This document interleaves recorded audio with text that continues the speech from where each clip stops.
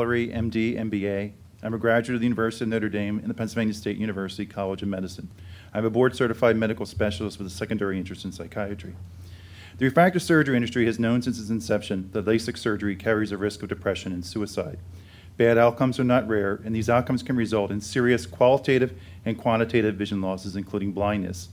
Now the FDA is allowing the very entities that have publicly engaged in minimizing these risks to conduct studies looking at LASIK and its effect on quality of life. This is an overt conflict of interest that defies both common sense and the scientific method. There can be no objectivity when the bottom line is the very survival of one's multi-billion-dollar cash cow. It is time to leave the study of the psychological consequences of vision loss after LASIK to mental health professionals that are better trained to study this and lack any financial interest in the outcome. In 1999, the journal Psychosomatics, July-August, researchers from Griffith University in Australia, in conjunction with the World Health Organization's Center for Suicide Research, reported on a study that compared suicide secondary to vision loss to suicide secondary to hearing loss. The study found that 63% of hearing-impaired suicides had a history of mental illness, compared to only 8% of the sight-impaired suicides. In this study, fear of sight loss and the uncertainty about future vision emerged as greater risk factors for suicide than complete blindness. Most importantly, however, sight loss itself was identified as the main causal factor for vision suicides, whereas hearing suicides were coupled with several other causal factors. I would estimate that I have interviewed close to 75 people who have developed suicidal ideation as a result of LASIK. And what I found is that very few of these patients have a history of depression or other psychiatric problems.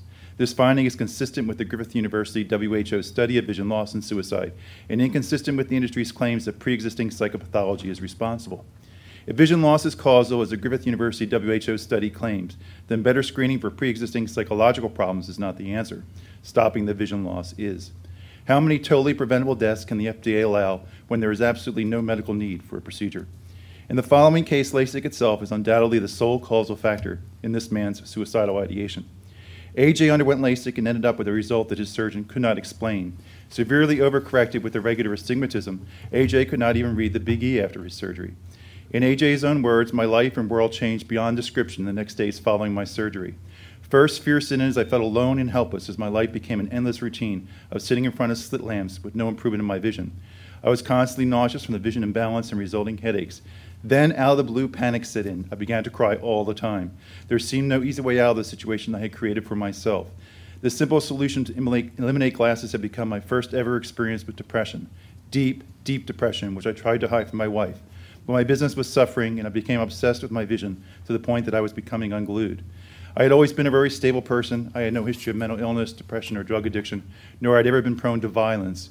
But now, for the first time in my life, I was suicidal and full of rage. How could I stop this from happening to someone else? And how could I make my own pain go away?